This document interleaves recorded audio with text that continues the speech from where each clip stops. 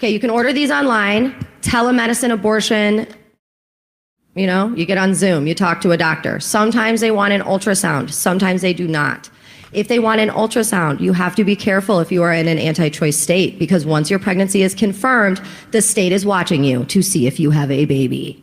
Wow. Okay, so if you have an OBGYN that you trust, this is a wonderful thing. If you don't have an OBGYN in your community or a midwife in your community that you trust, find one. That's your task when you leave here today. These are the people who can do things like give you an ultrasound and confirm your pregnancy and won't report you to the state. Most of the people who are getting reported to the state for medication abortion or self-managed abortion they're being reported by nurses and doctors. The nurses and doctors cannot tell if you have taken these pills. Nobody knows if you've taken these. You do not tell anyone you've taken these pills if you are in an anti-choice state. See, I told you the abortion pills are how they're trying to get around all of the abortion ban laws, and they literally train people on how to do. You're hearing it right now.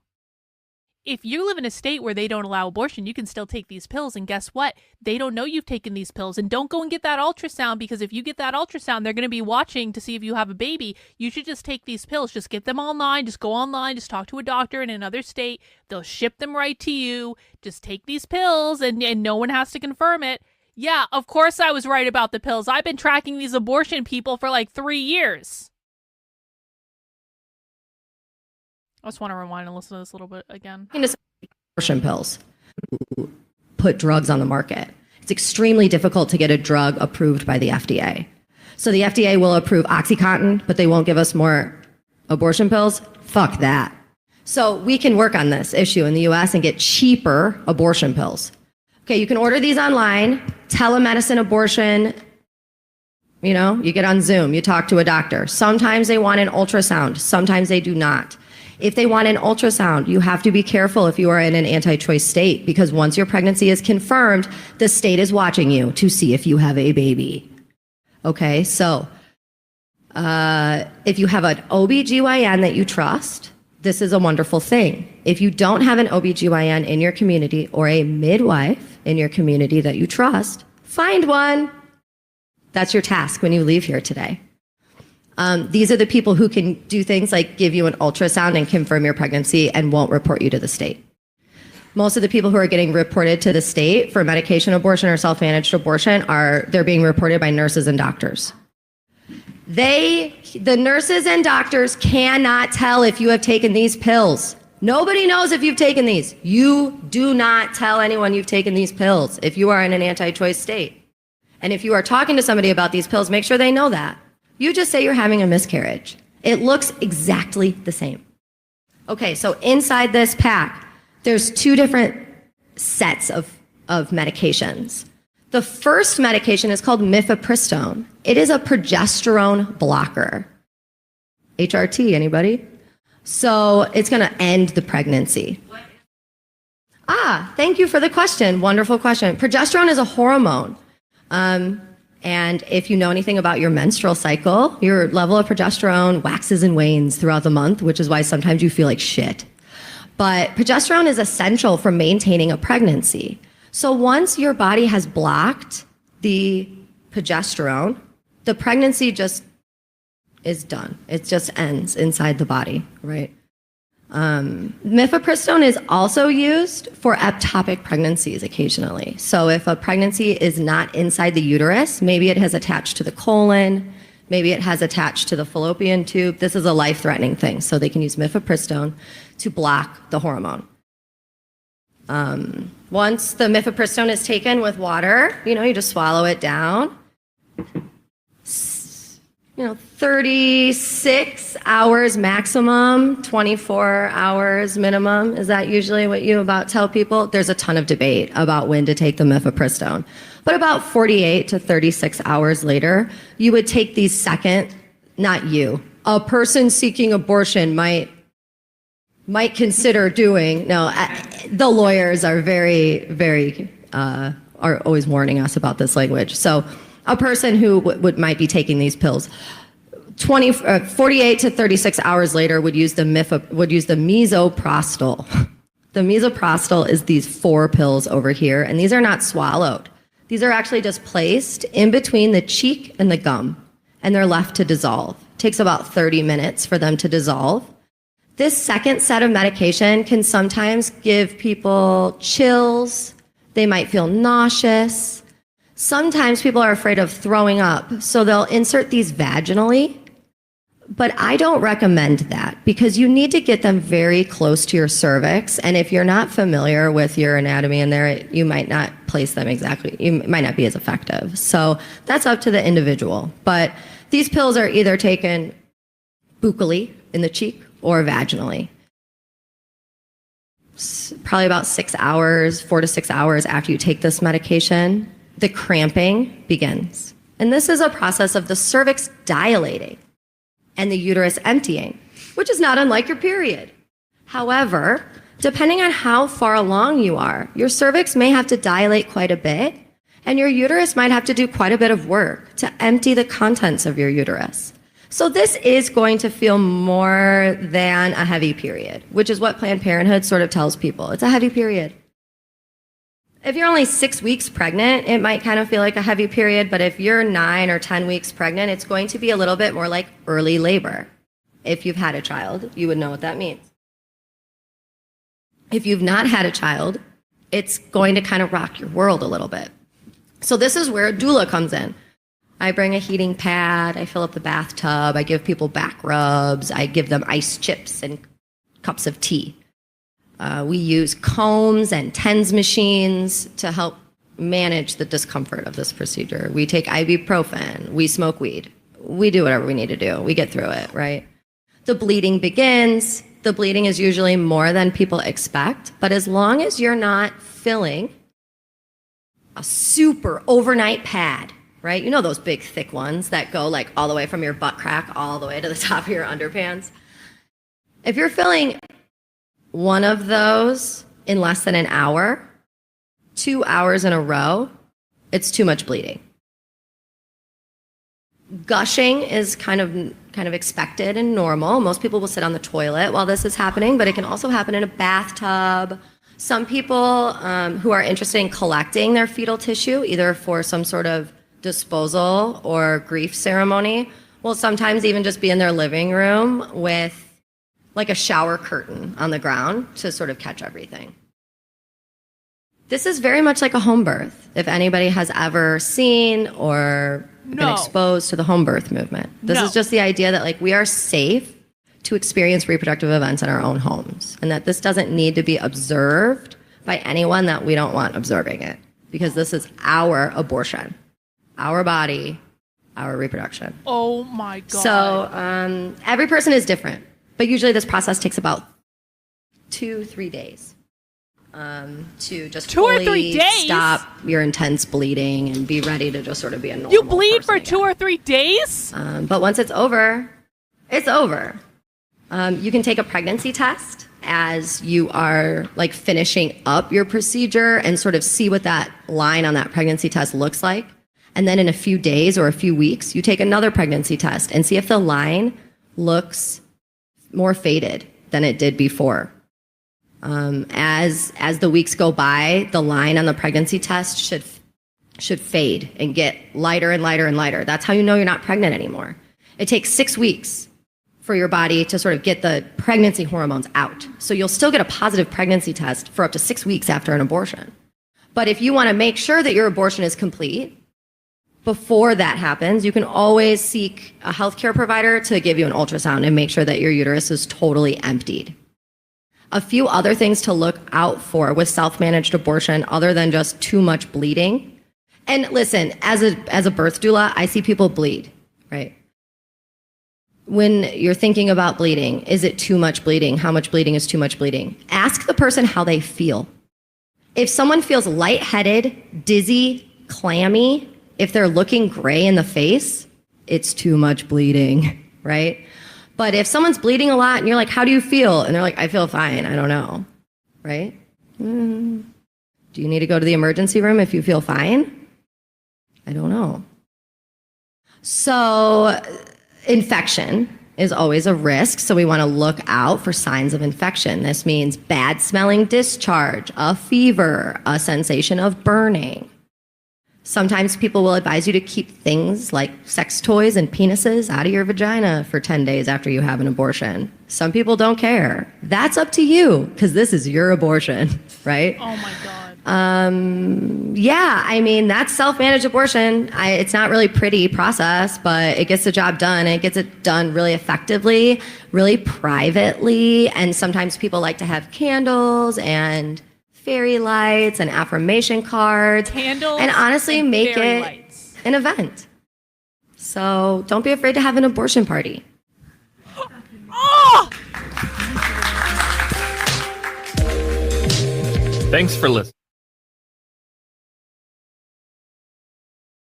Don't be afraid to have an abortion party with candles and fairy lights. You know, I said this after I went undercover at the Reproductive Justice Conference, where, by the way, I went on a self-managed abortion tour at that conference where I was taught about abortion doulas. They showed me an abortion shrine that you go to worship at, which is not about the dead baby, by the way. It's about worshiping yourself after you have... I said this after I went undercover at that thing. There is nothing that has ever come closer to making me pro-life than listening to abortion rights activists talk about having a self-managed abortion. That was unbelievable. Rottweiler, thank you for the member chat. I've seen victims of cartels here, shootout aftermaths, yet this is making me feel sick. No joke. This is genuinely horrible. That's what it felt like to be undercover at the Reproductive Justice Conference. I swear to God. That's what it felt like. And yeah, I mean, she talked about having an abortion party at the end. Listen, they said, when I was on that self-managed abortion tour, they said, you know, you should use this as a celebratory moment to celebrate yourself. That's why they had a shrine after you had your abortion. It was not about, you know, the baby or whatever. It was about literally worshiping yourself and celebrating yourself. That is the mindset of these people. It is so gross. It is so gross on so many levels, but that is... I mean, I'm kind of like, I'm horrified at what we just heard. I didn't think it was going to be this bad, but it's also like, I'm actually glad to have a recording of this because I didn't get that recorded on audio when I went undercover at that event. You just had to rely on like my photographs and me telling you about it.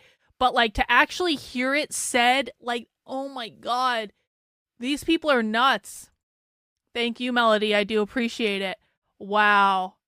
Well, I think that's going to do it for today, guys. I think that's about all I can take. I don't think we can listen to that other abortion session right now. I don't want to keep going. I need to decompress from that, and I think you probably do too. And I'm going to clip that and I'm going to put that out because we see a lot of crazy stuff covering the left. We listen to a lot of crazy stuff. There is nothing more disturbing than when the pro-abortion people tell you what they really think. There is nothing more disturbing. And one of the things that was so striking to me about that clip was, did you hear how silent the room was? You could hear a pin drop in that room as she was describing the process of taking these pills and, you know, bleeding your child out, and hey, maybe you have a bath and maybe you do it. And it's no different than a home birth, guys. Yes, it is different. Yes, it is. Yes, it is. It is different.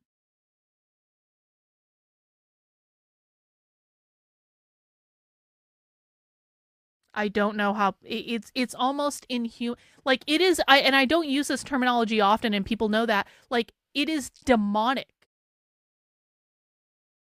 And it's hard for me to describe if you've never been in a room with these people. And again, I was in a room with them I went undercover for an entire day at this thing that I went to, and the energy of it, it just, there's even at other socialist events that I've gone undercover at, there is something truly dark about the abortion stuff. And it sticks with you, man. Like, I haven't heard something like this in a while. And I'm glad we did get it on record. I'm glad we got the recording. I'm glad we got that.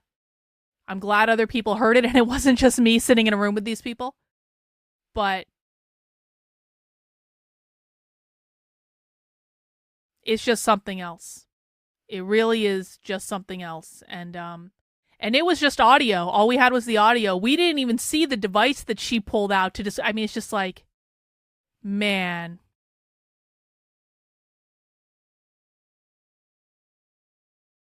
I can never be in a room with these people. I'm not capable of having a strong...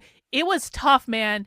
Do you guys remember that video I made after, like, right after I got out of the conference? Do you guys want to watch that real quick? Do you guys remember this video? I don't even know I don't even know where it is. Hang on, I can find it probably real quick. Do you guys remember how freaked out I was about this when it happened? If you're new, like, let's just watch this real quick. I can find it. It's on my Substack. I know I uploaded it there.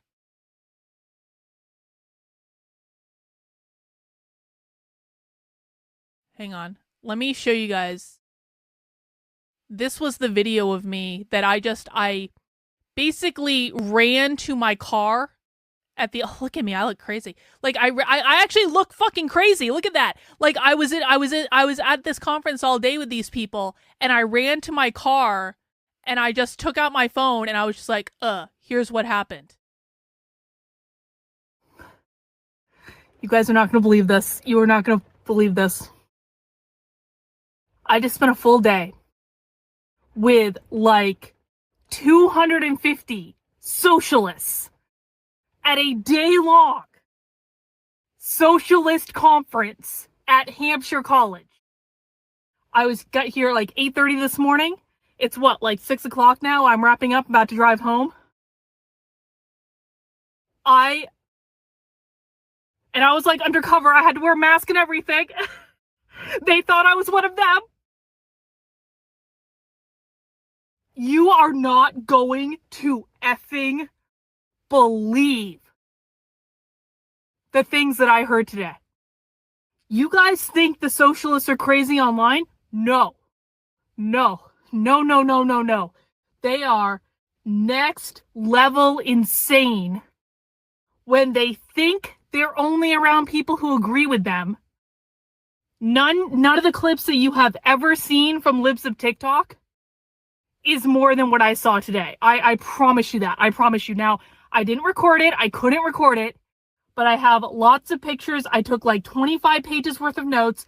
I have so much literature that I got at the conference. I have like a 4-page pamphlet of every single trans book directed at elementary school kids. I got to go on a tour of how you self-manage your abortion.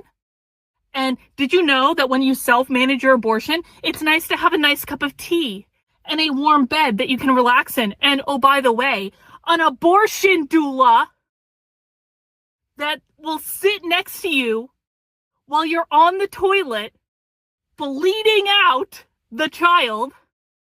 And mind you, I'm pro-choice, but I'm not this pro-choice. They actually recommended getting an abortion doula to hold your hand as you are sitting on the toilet bleeding from self-managing your abortion. If I had gotten to the self-managed abortion tour earlier in the day, I could have gotten a free t-shirt with the names of the pills that you take to self-manage your abortion. And by the way, the toilet is not the last stop on the self-managed abortion tour. The shrine with crystals and candles where you take care of yourself and your spiritual needs following the self-managed abortion is the last stop on the tour. I've got pictures of all of this. I realized I was in one breakout session, and I realized while I was in the breakout session that the woman leading the session had blocked me on Twitter, which was hilarious. Thank God I was wearing a mask. I almost burst out laughing. I was also in a session with the woman who runs the Institute for the Research into Male Supremacy. And that session was a trip, man. I was sitting in that session and I looked around the room and there were all these college students, these gender studies majors. They all had shaved heads, unshaved legs, unshaved armpits, the whole nine. I have never been around this many socialists in my life. I was like, I am quite literally in an episode of Socialism Saturday right now. I am in the episode. And I almost burst out laughing in the middle of the session because it was so absurd. And the things they were saying were so insane. I can't wait to tell you guys all about it. I really can't. But I had to post this quick update. I have to drive home. If you want to hear more about it, I will be tackling it. I will show you all my pictures. And that's pretty much the end of the video. But like, you can actually find all my pictures. And let's just go back. I'll just quickly scroll through. You can find all this stuff on my Substack, guys. It's Carlyn, KARLYN.substack.com. Go to the How to Speak Socialist section. This was actually the start of the How to Speak Socialist section, so just scroll all the way down to the bottom. And I'll just show you real quick. These are the pictures from the self-managed abortion tour. So you can see, like, this is the lady that gave it, and they brought you through all the different parts of having a self-managed abortion, and there's lots of socialist stuff all around, and here is the bathroom where you bleed your child out, and they had a sign about an abortion doula, and there's the shrine. There's the shrine where you worship yourself after having the self-managed abortion. There's a little bit of a close-up of the shrine, and actually I have another picture of that too, because I think I wrote an article about how these people basically, I guess I didn't put it in here.